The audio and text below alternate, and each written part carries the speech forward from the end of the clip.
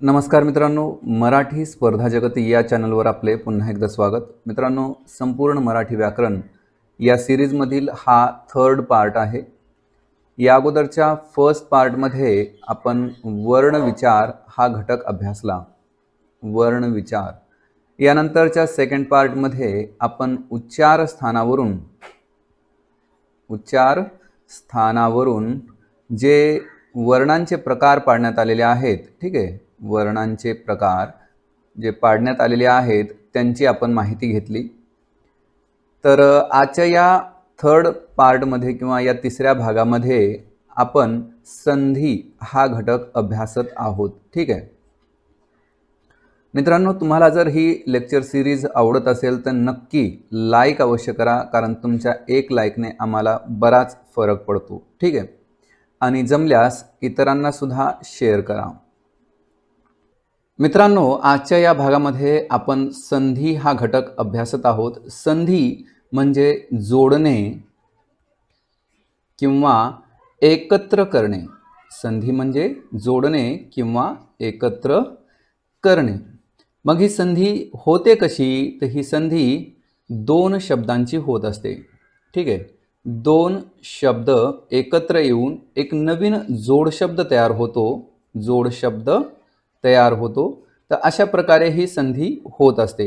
मग दोन शब्दांमध्ये नेमकी कशाची संधी होते हे पण आपल्याला इथं समजून घ्यावं लागतं। तर बघा की जे दोन शब्द आहेत, दोन शब्द ज्याला मराठी व्याकरणामध्ये म्हणजे शब्द यासाठी पद हा शब्द वापरला जातो, ठीक आहे। शब्दासाठी पद हा शब्द वापरला जातो। तर दोन शब्द किंवा दोन पद एकत्र येऊन एक नवीन जोड शब्द तयार होत असतो। तर मग बघा, आपण इथं आपल्याला सोयीस्कर जाण्यासाठी शब्द असंच म्हणूया। तर बघा की मग दोन शब्द जे आहेत त्यातील जो पहिला शब्द आहे,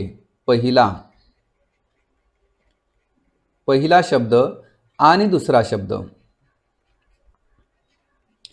यामध्ये जो पहिला शब्द आहे त्याचा शेवटचा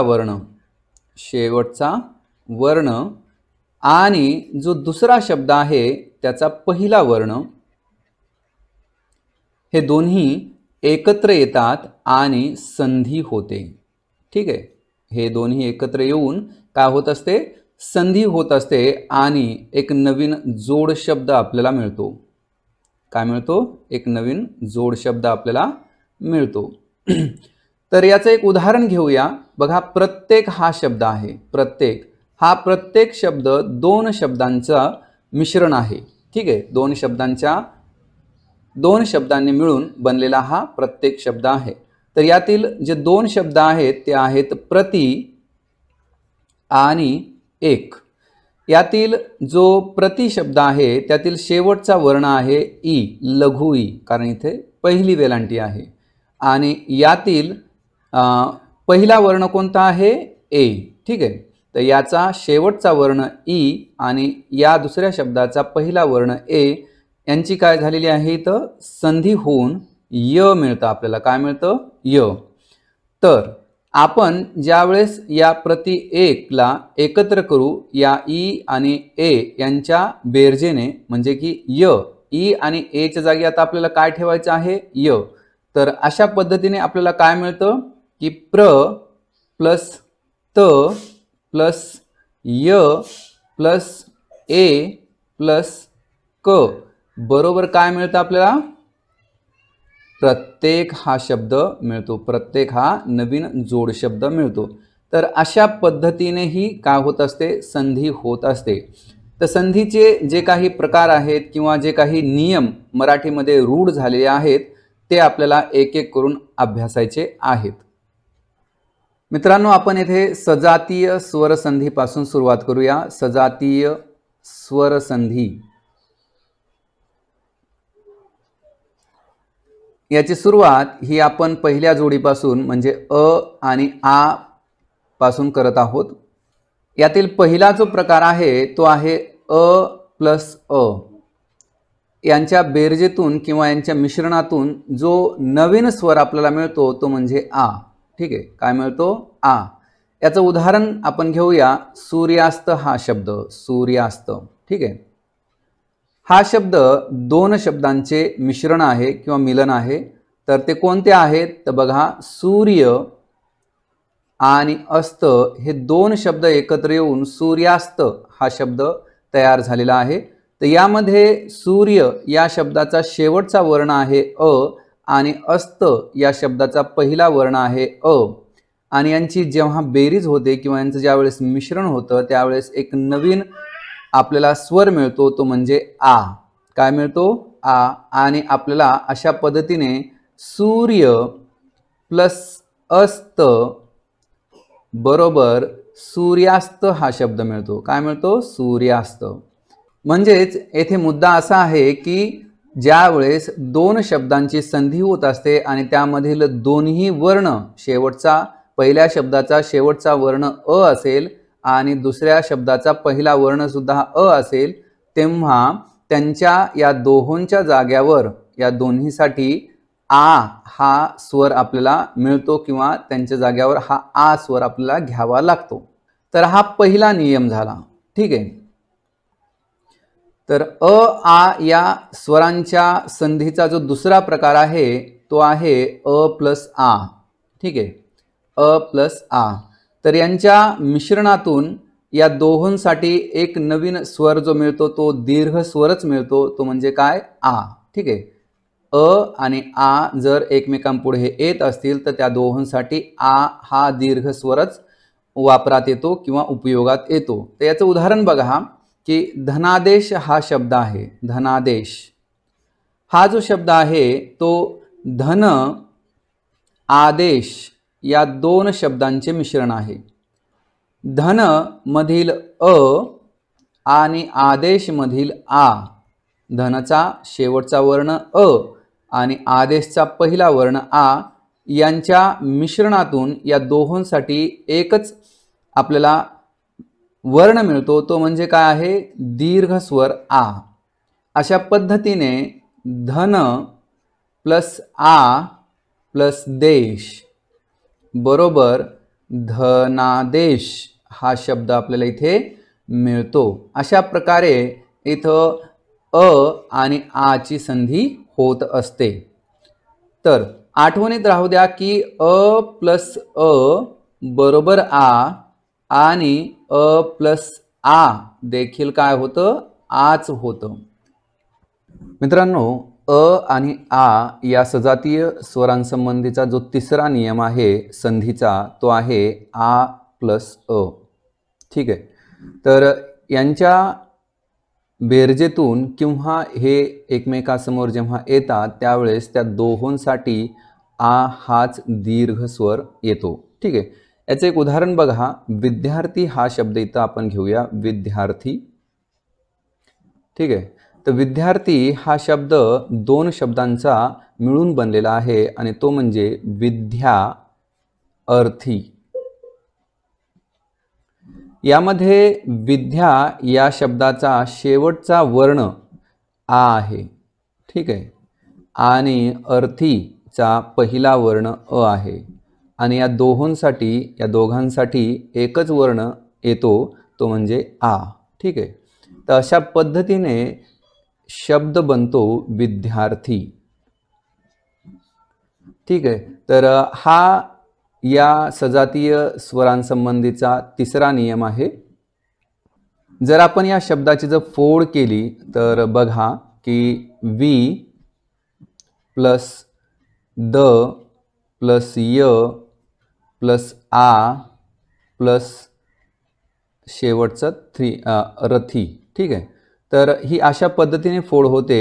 तर या आ आणि अ साठी आ हा स्वर येतो म्हणून इथं आ आहे आणि हे तिघही मिळून, ठीक आहे, हे तिघही मिळून ध्या बनतात.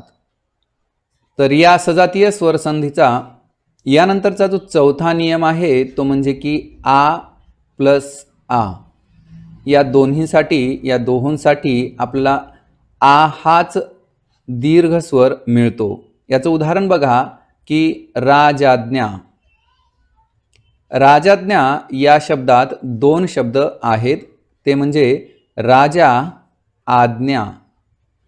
या दोन शब्दांचा मिळून राजाज्ञा हा शब्द बनतो। तर राजा या शब्दातील शेवटचा वर्ण आहे आ आणि आज्ञा या शब्दाचा पहिला वर्ण आहे आ आणि या दोन्हींसाठी आ हाच दीर्घ स्वर आपल्याला मिळतो आणि अशा पद्धतीने राजाज्ञा हा शब्द तयार होतो। तर बघा की राज प्लस आ प्लस ज्ञा बरोबर राजाज्ञा। ठीक आहे, तर अशा पद्धतीने आपल्याला अ आ या सजातीय जे स्वर आहेत त्यांच्या संधीबाबतचे 4 नियम समजतात। यामध्ये कॉमन गोष्ट एकच आहे की हे स्वर कोणत्याही परिस्थितीमध्ये एकमेकांसमोर आले तरी या दोहोंसाठी आ हाच दीर्घ स्वर आपल्याला मिळतो। जसं की आपण पाहिलं की 1 नंबरला आपण पाहिलं की अ प्लस अ बरोबर आ हाच दीर्घ स्वर आपल्याला मिळतो। नंबर 2 की आ प्लस अ असं जरी असलं तरीही आपल्याला आ हाच दीर्घ स्वर मिळतो। नंबर 3 आहे की अ प्लस आ असं जरी असलं तरीही आपल्याला दीर्घ स्वर आच मिळतो आणि आ प्लस आ जरी असेल तरी आपल्याला आ हाच दीर्घ स्वर मिळतो। ठीक आहे, तर अशा पद्धतीने या अ आ या सजातीय स्वरांची संधी होते। हा नियम आपल्याला इथे समजतो। अ आ चे आपण नियम पाहिले। आता आपण ई ई या सजातीय स्वरांचे नियम पाहूया। या ई ई या सजातीय स्वरांचे नियम सेम अ आ या सजातीय स्वरांसारखेच आहेत। ठीक आहे, म्हणजे या दोन्हीपैकी कोणताही स्वर एकमेकांच्या पुढे आला म्हणजे आलटून पालटून कशाही पद्धतीने आले तरी या दोन्हीसाठी आपल्याला आ हाच दीर्घ स्वर मिळतो। त्याच पद्धतीने ई दीर्घ ई हे आलटून पालटून एकमेकांसमोर कोणत्याही स्थितीत कसेही आले तरी त्यांच्यासाठी दीर्घ ईच आपल्याला मिळते। म्हणजेच की ई प्लस ई बरोबर दीर्घ ई आणि ई प्लस दीर्घ ई बरोबर दीर्घ ई, तसंच दीर्घ ई प्लस लघु ई बरोबर दीर्घ ई आणि चौथा नियम की दीर्घ ई प्लस दीर्घ ई बरोबर सुद्धा दीर्घ ईच। म्हणजे या चारही कंडिशनमध्ये आपल्याला जो दोन्हींसाठी नवीन वर्ण किंवा नवीन स्वर मिळतो तो म्हणजे दीर्घ ईच मिळतो। तर या प्रत्येकाचे एक एक उदाहरण आपण इथे अभ्यासू। ठीक आहे, पहिला नियम, पहिलं उदाहरण ई प्लस ई दोन्ही लघु ई आहेत तर यांच्यासाठी काय मिळतं, दीर्घ ई मिळतं। तर याचं उदाहरण बघा की कविच्छा हा शब्द, कविच्छा हा शब्द 2 शब्दांच्या मिश्रणातून बनलेला आहे। 2 शब्दांच्या एकत्रीकरणातून हा कविच्छा शब्द बनतो। तर यातील पहिला शब्द आहे कवी आणि दुसरा शब्द आहे इच्छा। या पहिल्या शब्दातील शेवटचा वर्ण आहे लघु ई कारण इथे पहिली वेलांटी आहे आणि दुसऱ्या शब्दातील पहिला वर्ण सुद्धा लघु ईच आहे आणि या दोन्हीसाठी आपल्याला दीर्घ ई मिळते। तर अशा पद्धतीने आपल्याला जो शब्द मिळतो तो कविच्छा हा शब्द मिळतो। म्हणजेच काय होतं की कवी हा जो शब्द आहे त्याची जी वेलांटी आहे ती पहिली आहे। ठीक आहे, परंतु ज्यावेळेस तो इच्छा या शब्दासोबत जुळतो त्यावेळेस मात्र कवी या शब्दाची जी वेलांटी आहे ती दीर्घ होते। इथे ही गोष्ट तुम्ही आठवणीत राहू द्या। यावर प्रश्न विचारले जातात किंवा मग शुद्ध शब्द ओळखा अशा पद्धतीचा सुद्धा प्रश्न विचारला जातो।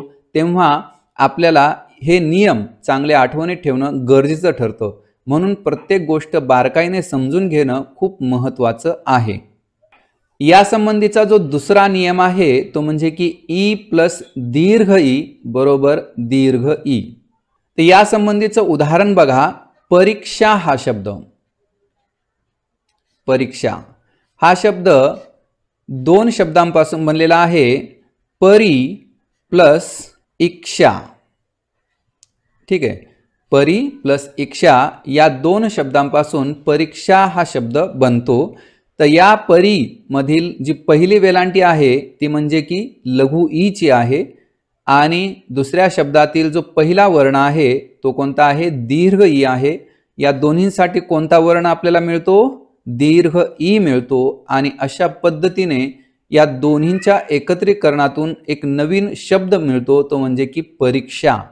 आता या परी मधील जो री आहे त्याची वेलांटी अगोदर काय होती, लघु होती, नंतर काय झाली, ती एकत्र होऊन दीर्घ झाली. तर हा जो फरक आहे तो तुम्हाला समजून घ्यायचा आहे की परीक्षा हा या शब्दातील जी वेलांटी आहे ती दीर्घ आहे.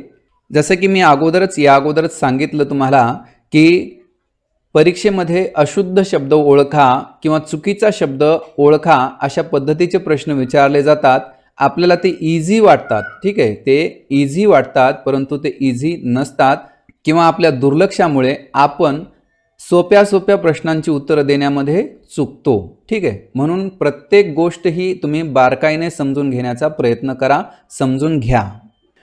यानंतरचा जो तिसरा नियम आहे तो म्हणजे की दीर्घ ई प्लस लघु ई बरोबर दीर्घ ई. या संबंधीचे एक उदाहरण बघा, महेंद्र, ठीक आहे, महेंद्र. हा शब्द मही, इंद्र या दोन शब्दांच्या मिश्रणातून बनलेला आहे. तर मही हा जो शब्द आहे यातील शेवटचा वर्ण आहे दीर्घ ई, कारण याची वेलांटी ही दुसरी आहे, ठीक आहे, दीर्घ आहे. आणि इंद्र या शब्दामधील पहिला वर्ण आहे लघु ई.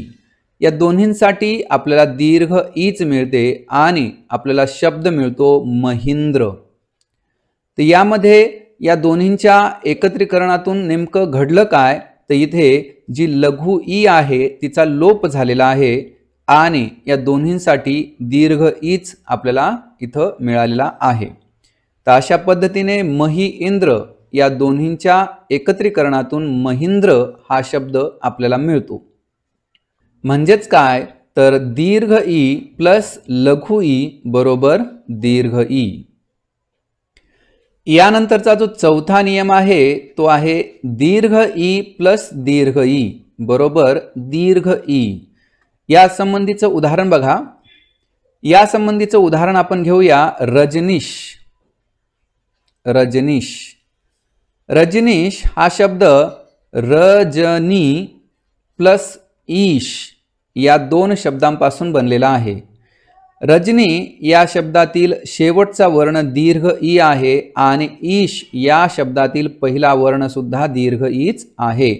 या दोन्हींसाठी आपल्याला कोणता वर्ण मिळतो, दीर्घ ईच मिळतो. आणि अशा पद्धतीने रजनीश हा शब्द आपल्याला इथे मिळतो, ठीक आहे. रजनी आणि ईश या दोघांच्या एकत्रीकरणातून रजनीश हा शब्द आपल्याला मिळतो. म्हणजेच या दोन शब्दातील या दुसऱ्या शब्दातील जो पहिला वर्ण आहे तो इथे काय होतो, लोप पावतो आणि फक्त एकच दीर्घ ई इथे शिल्लक राहते आणि रजनीश हा शब्द बनतो. तर यावरून आपल्याला समजतं की दीर्घ ई प्लस दीर्घ ई बरोबर काय होतं, दीर्घ ईच होतं. तर अशा पद्धतीने आपण ई ई या सजातीय स्वरांसंबंधीचे नियम समजून घेतलेले आहेत. तर यामध्ये एक गोष्ट आपल्याला क्लिअर होते, जसं की अ आणि आच्या बाबतीत आहे की हे दोन्ही एकमेकांपुढे कशाही पद्धतीने आले आलटून पालटून किंवा ते एकमेकांच्या समोर कॉपी होऊन आले, म्हणजे आ प्लस आ अशा पद्धतीने आले किंवा अ प्लस अ अशा पद्धतीने आले, तरीही त्यांच्यासाठी आपल्याला जो स्वर मिळतो तो आहे दीर्घ स्वर आ.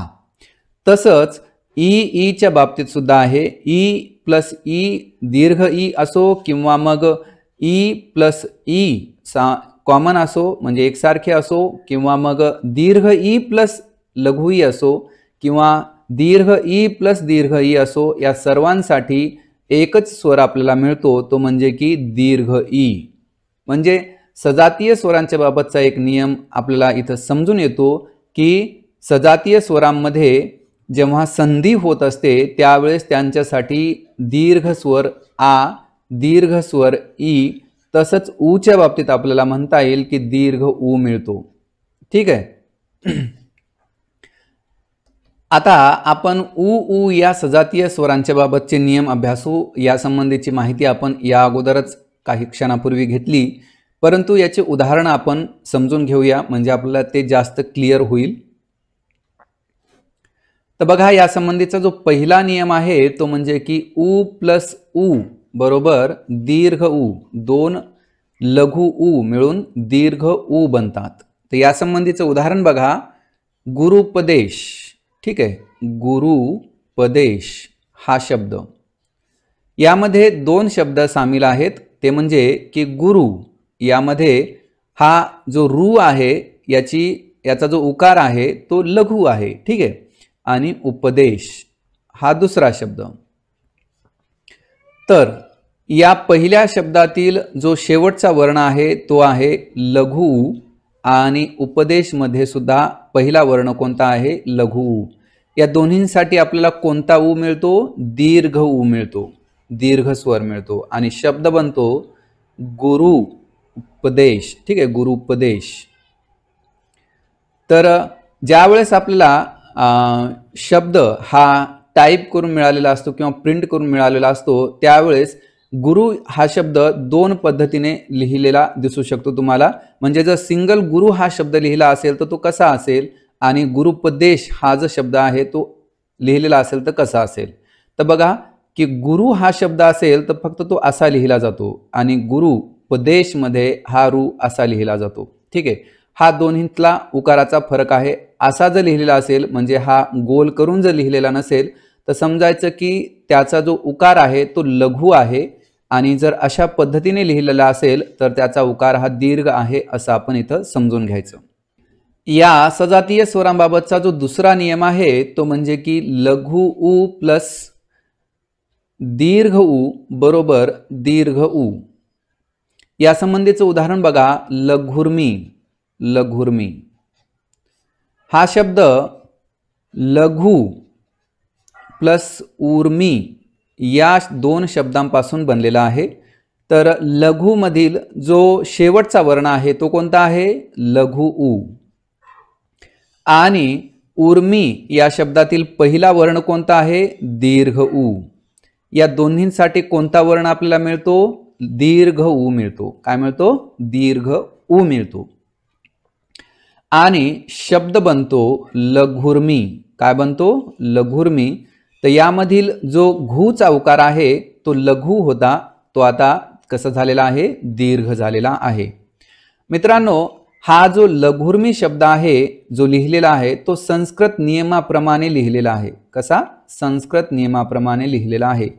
परंतु मराठी व्याकरणाचा किंवा मराठी भाषेचा जर विचार केला तर मराठीमध्ये जी वेलांटी येते ती शेवटी दीर्घ वेलांटी येत असते. म्हणून आपण मराठी नियमाप्रमाणे लघुर्मी हा शब्द असा सुद्धा लिहू शकतो, लिहिता येतो. ठीक आहे. मग प्रश्नाचं स्वरूप कसं आहे, प्रश्न कशा पद्धतीने विचारलेला आहे त्यावर डिपेंड करतं की लघुर्मी हा या शब्दासंबंधी जर प्रश्न आला तर तो कोणत्या वेलांटी सोबत येईल. ठीक आहे. ऊच्या बाबतचा जो तिसरा नियम आहे तो म्हणजे की दीर्घ उ प्लस लघु उ बरोबर दीर्घ उ. या संबंधीचं उदाहरण बघा, वधुल्लेख.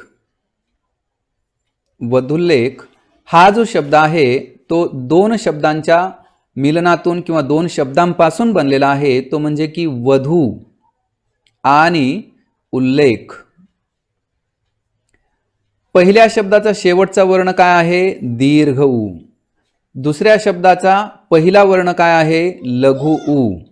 या दोन्हींसाठी कोणता वर्ण मिळतो आपल्याला? दीर्घ उ. ठीक आहे. आणि शब्द काय बनतो? वधुल्लेख. काय बनतो? वधुल्लेख. यावरून आपल्याला असं समजतं की ज्यावेळेस दीर्घ स्वराच्या पुढे त्याचाच जातीतील सजातीय स्वर जर येत असेल लघु स्वर तर त्याचा काय होत असतो? लोप होत असतो. म्हणजे की या दोन्हींसाठी दीर्घ उ हा जागा घेतो आणि शब्द बनतो वधुल्लेख. ठीक आहे. इथे हा जो लघु उ आहे त्याचा लोप झालेला आहे आणि हे दोन शब्द एकत्र येऊन वधुल्लेख हा शब्द बनला. तर अशा पद्धतीने आपल्याला नियम समजतो की दीर्घ उ प्लस लघु उ बरोबर दीर्घ उ. या संबंधीचा चौथा नियम आहे दीर्घ उ प्लस दीर्घ उ बरोबर दीर्घ उ.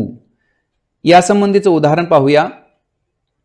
भूर्ध्व हा शब्द, भूर्ध्व हा शब्द भू ऊर्ध्व या दोन शब्दांपासून बनलेला आहे. पहिल्या शब्दाचा शेवटचा वर्ण कोणता आहे? दीर्घ ऊ. दुसऱ्या शब्दाचा पहिला वर्ण कोणता आहे? दीर्घ ऊ. या दोन्हींसाठी आपल्याला कोणता वर्ण मिळतो? दीर्घ ऊ. आणि शब्द काय बनतो? भूर्ध्व.